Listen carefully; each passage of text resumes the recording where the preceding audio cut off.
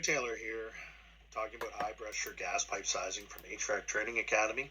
These questions kind of mimic those used for examples of calculating gas pipe sizing. First thing we want to do is get all the information off the sheet that we require to get us on the correct tables to ensure that we correctly size these examples. So the first thing that we see here, we're going to have high pressure / low pressure system. The high pressure system is 10 psi as obtained off the table itself. Natural gas, Schedule 40 pipe, threaded fittings. The low pressure side will be 7 inches water column, again natural gas, Schedule 40 pipe, and threaded fittings. First thing I do is I get rid of the low pressure side entirely. And what I mean by that is you do not need anything off of the low pressure side to calculate everything you need on the high pressure gas pipe side. The only thing that's required is going to be the total number of BTUs being served to that low pressure side. So the low pressure side in this case had 3 unit heaters, a furnace, and a duct heater. All of those appliances added up to 950,000 BTUs. Simply what I did was eliminate all of those low pressure applications and put a box there right at the outlet of the second stage regulator that says 950,000 BTUs on it. So by doing that, obviously what we're doing is making the example a little easier to understand that we only need this information to carry on with the high piping side. The LMR on the low pressure side has absolutely nothing to do with the sizing on the high pressure side. I want to draw your attention to the table, in this case, table A6A. Table A6A is the maximum capacity of natural gas, so we know we have the right table for as far as fuel is concerned, because we're on natural gas. And thousands of BTUs per hour for Schedule 40 pipe, which of course is our example, or plastic pipe. 4 pressures of 10 psi based on a pressure drop of 5 psi. So we know we're on the correct table for the high pressure side. The big thing I want to draw your attention to is nowhere on that table does it say including fittings. CSA, or a good gas practice, if you will, our code book indicates we have 4 low pressure gas pipe tables. We've got table 1, A1, A2, A3, and A4. Those 4, we've got under 7 inches water column, we've got a 7 to 14 inches water column.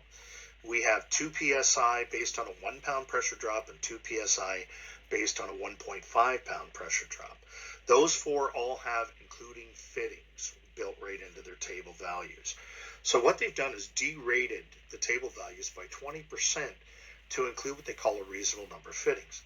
Now, whenever you get onto the 5, the 10, or the 20 pound tables, these fittings are not included. So what we have to do is calculate those fitting calculations into our actual piping calculation, as you'll see coming up here.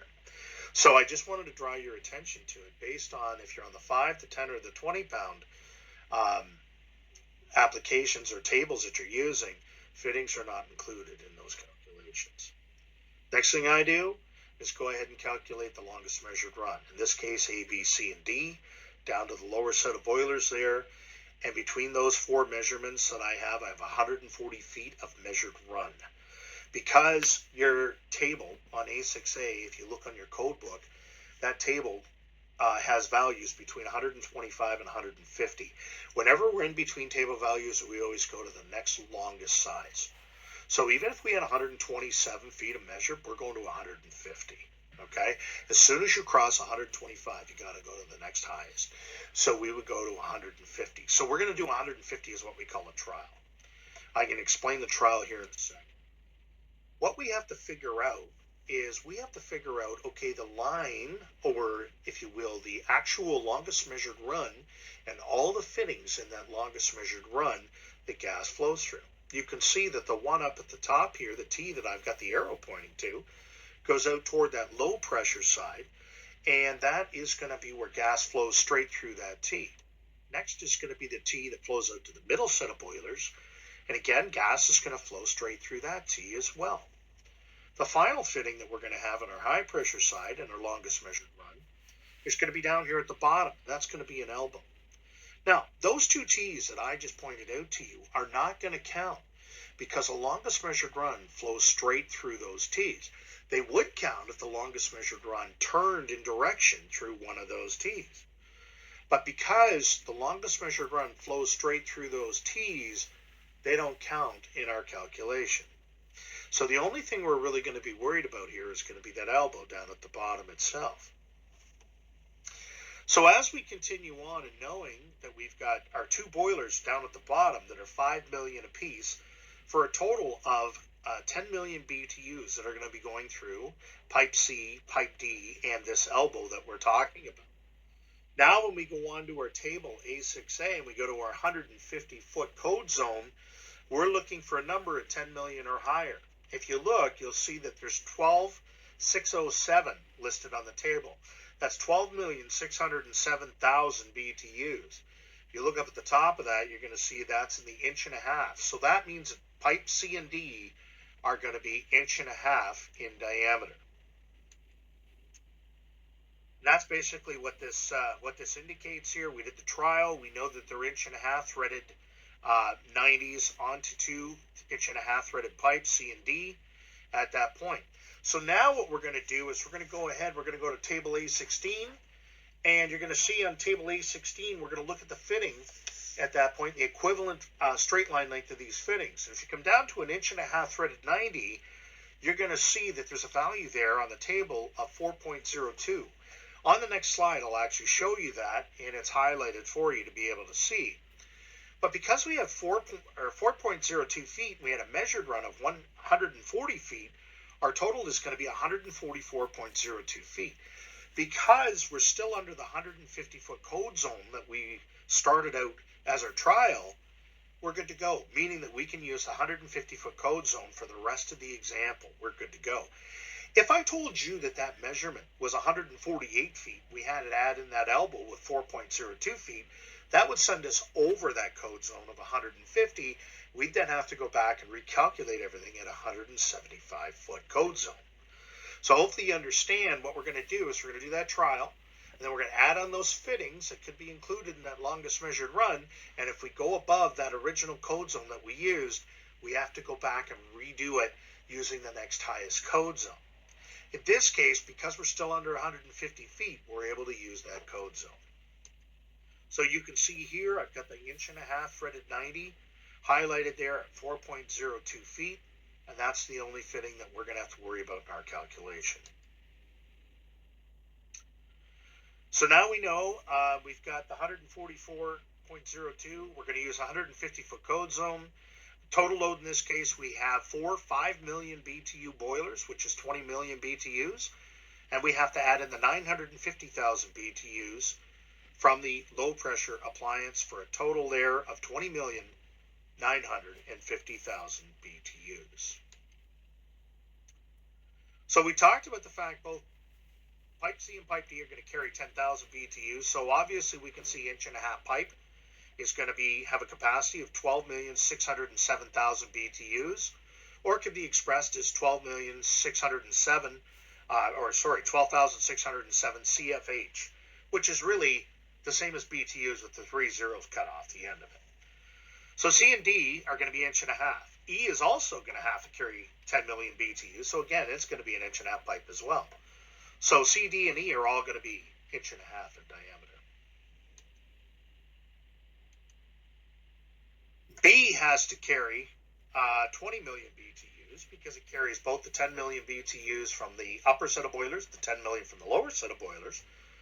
So in that case, we're going to look across, and again, you're going to have to look for a value of 20 million or higher, and you can see 2-inch will handle 24 million, it looks like 279,000 BTUs. So we're good with 2-inch for B. And then finally, A is going to have to handle everything, which is going to be 20,950,000 BTUs. So again, A is going to be 2-inch pipe as well. So my slide obviously didn't come through the way I wanted to, but A really is going to indicate that you need 2-inch as well. Now, there's also going to have to be a pipe going out to F that we also have to deal with.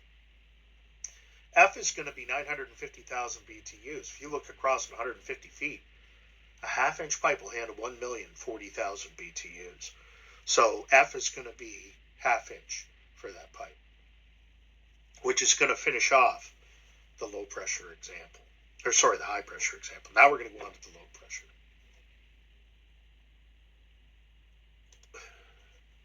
The low-pressure example is going to be treated just like any other low-pressure example in this system. So really, we're going to cut off the high-pressure side now. And of course, we go back at this point and look at the different information that we're going to get out of this system. As we mentioned earlier, you can see we've got a furnace input here of 75,000, unit heater inputs of 225,000 each, a duct heater of 200,000, and of course the boilers are in the high-pressure side. So we'll be talking about that as we go. As we indicated before, 7 inches water column. So because we're between 7 and 14 inches water column, we're going to use table A2. Table A2A is going to be used for this application.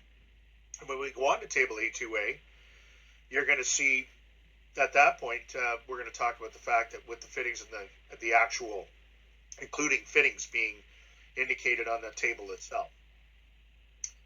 So A2A is indicated, the unit heaters being 225, the furnace 75, the duct heater 200, for a total of 950,000 BTUs. Now your LMR at this point, I've kind of discolored, again, the LMR, because it's a thinner line, it's a little harder to see in the screen. But your LMR is going to consist basically starting from one end to the other. Because it's either way 20 feet, it doesn't matter if I made the LMR down to here an O or up an N. It really doesn't matter because they're the same measurement. If one of them was a little longer, that obviously would be the longest measured run. In this case, I took N, M, K, I, and G as your longest measured run, which is totals of 165 feet of LMR.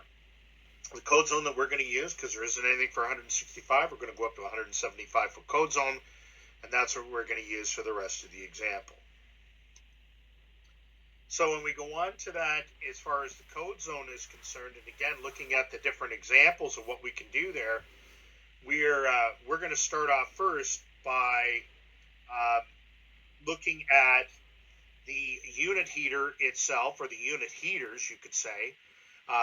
Actually, you'll start at pipe O first, which is a 75,000 BTU furnace. So at 175 foot code zone, and you can see it's highlighted up here, we need something higher than 75,000. So 3/4 inch will work for the pipe coming down to the furnace, as it has a capacity of 101,000 for 3/4 inch. So O is going to be 3/4 inch. All three unit heaters carry the same amount of BTUs. So pipe, if you will, N, L, and H are all really going to be sized the same because they're all really delivering 225,000 BTUs to those unit heaters. So all three of those pipes are going to be 1.25 inches. So I've already really done the three unit heaters in one foul swoop and understand that they're all going to be 1.25 inches. Now pipe M, which is of course going to be the one that carries 225,000 to the unit heater and 75,000 to the furnace, is going to be carrying a capacity of 300,000 BTUs. So for pipe M, we're still going to be looking at an 1.25 inch pipe. So pipe M will be 1.25 inches as well. Now we come back, we already did L, knowing full well that it's another 225,000 on top of the 300 that we had going through pipe M, right?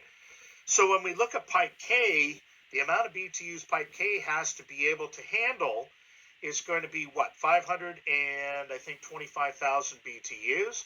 1.5 inches will be used for pipe K. So pipe K will be 525,000 BTUs. When I continue on, pipe J at that point is going to be coming down to our duct heater, which carries 200,000 BTUs. Pipe J is going to be 1.25 inches. Okay, if you look across there, capacity of 1.25 inches is going to be 390,000 BTUs. Unfortunately, 1 inch is only good up to 190, and we need 200, so we're going to have 1.25 inches going down on J. Now, as we continue, we'll also be looking at the next one there, which is going to be, it looks like I, and I is going to be carrying a total of 725,000 BTUs. So I is going to be 2 inch in diameter. a 2-inch pipe with a capacity of 1,126,000 BTUs. Because we have 725, unfortunately, 1.5 inches will only carry 500, and it looks like 584,000. So we've got to step up to 2-inch. So I is going to be 2-inch. The next one to that, obviously now pipe G is going to carry all 950,000 BTUs. And again, it's going to be a 2-inch pipe that will be required for that one.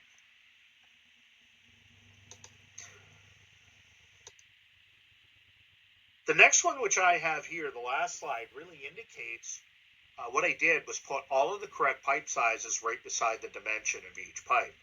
So if you're going through and wondering, doing a calculation like this, and you want to know what the correct answers are, this slide is going to show all of the correct answers that we have for both of the low and the high pressure side in that application. I hope you find this enlightening and hope that it helps you as you study, doing some studying and understanding how to size pipe properly.